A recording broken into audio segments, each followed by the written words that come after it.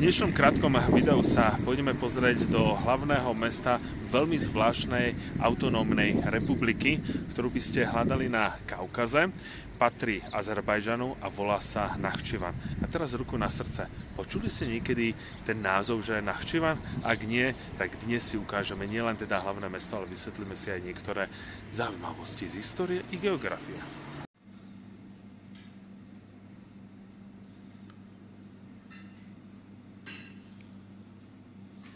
Nachčivan je hlavným mestom autonómneho regiónu, ktorý voláme tiež Nachčivan, ktorý patrí Azerbajdžanu a je to zároveň najväčšia exklava na svete. Čo to vlastne znamená?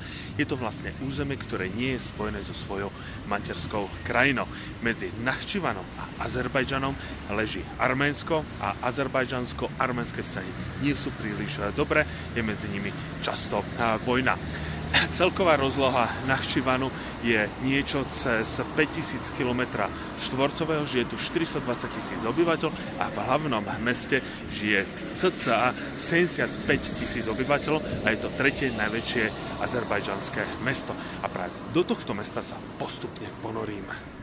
Našou zvedavou a túlavou kamerou sme sa dostali na hlavné námestie, kde máme hlavné divadlo. A keď sa pozrieme takto, tak uvidíme hlavnú triedu, ktorá sa volá Hajdar Alijev, ktorá je pomenovaná po vraj prvom demokraticky zvolenom azerbajdžanskom prezidentovi. On sa narodil tu má aj múzeum, tu má aj sochu.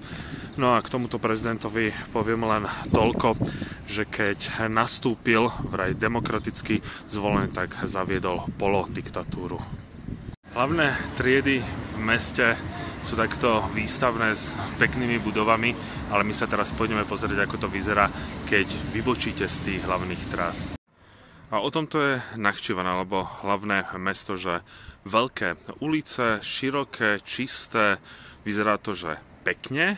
Ale potom, keď vôjdeme do tých úzkých uličiek, neznamená, že je tam nejaká špina alebo neporiadok, ale toto už je tá realita oblasti Nachčivanu. Takže máme tu takéto domy, tieto žlté trubky, to znamená, že tady to prúdi plyn. Je to aj z toho dôvodu, pretože sú tu časté zemetrasenia. No a keby náhodou budovy popadali, tak aby ľudia vedeli, kade uniká samotný plyn. Takže tu už máme nejaké nádvorie, častokrát dávajú vinič. Väčšina ľudí býva v jednoduchých príbytkoch, majú satelit, tam sa chytajú viac menej len azerské stanice. No a vidíte, že ako vyzerá taká klasická ulička a odrazu prídete k niečomu, čo má historickú hodnotu a je teda z 12. storočia a je to hrobka jedného z imámov.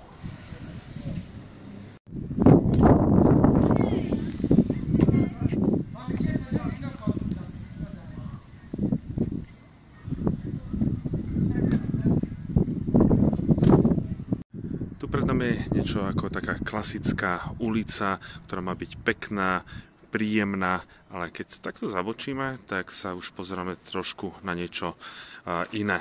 Ono samozrejme, turisti sem príliš nechodia, približne nejakých 3000-4000 za jeden rok a mnoho ľudí býva teda, ako som spomínal, takýmto spôsobom.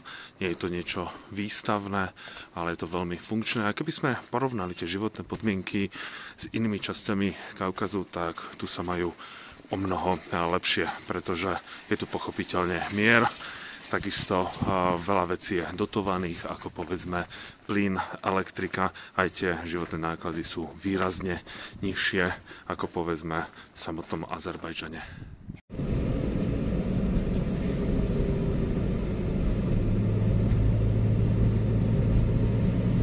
Aby ste nemali pocit, že vám tu ukazujem len všetko krásne a výstavné, tak keď vybočíte z tých klasických ukážkových bulvárov, tak narazíte na tie bytovky, kde žije 60% obyvateľstva. Tu sami môžete vidieť, že niekto si predĺžil svoj byt veľmi vkusným spôsobom.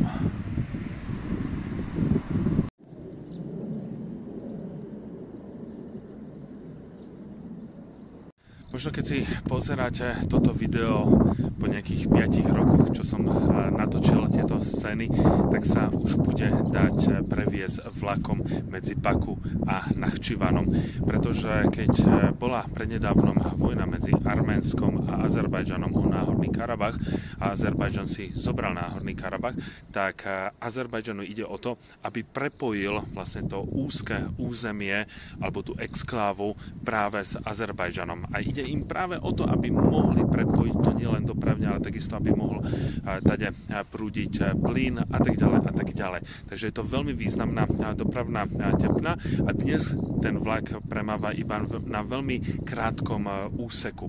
Ale azerbajdžanské vláde v Baku ide hlavne o to, aby mohla byť tá osobná a nákladná železničná doprava priamo do Baku, tak ako to bolo v období sovietskeho impéria. Dnes tá železničná stanica je veľmi prázdna, premávajú tadeto vlaky, ale ten harmonogram je veľmi nestály a dúfam, že sa sem ten železničný život vráti čoskoro.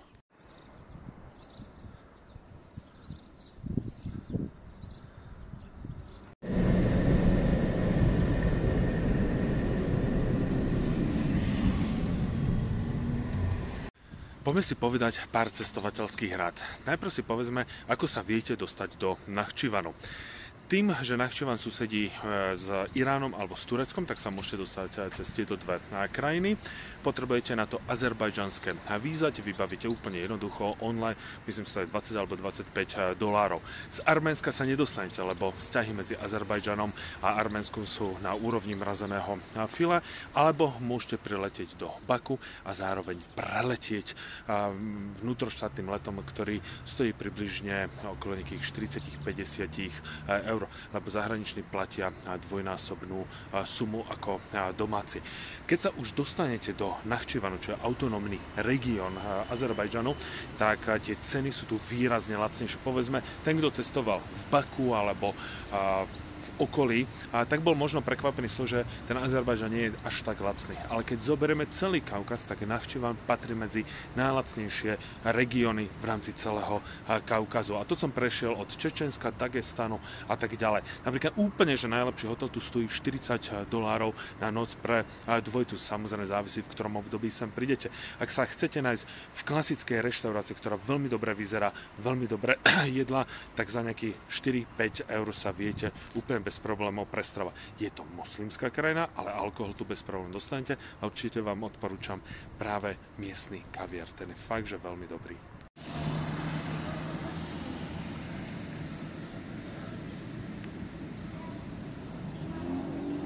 A aký je môj pocit z Nachčivanu? Musím povedať, že je to taká príjemná Potemkiana. Samotný Nachčivan navštevuje extrémne málo turistov. Za rok približne 3000, a pritom nie je to vôbec problém sa sem dostať, len potrebujete nastúpiť do lietadla v Baku a hneď sem prídete. A tá Potemkiana, ako to myslím, na jednej strane máte tie výstavné triedy, na ktoré sa nachádzam a stačí zajsť len za rok a odrazu vidíte tú realitu. Napriek tomu odporúčam, aby ste sem prišli. Budete to, hovorím, príjemná Potemkiana, ale jednoznačne odporúčam sa potom vydať do tej prírody a to ďalšie video bude práve o tom, čo vlastne všetko v tom Nachčivane môžete nájsť.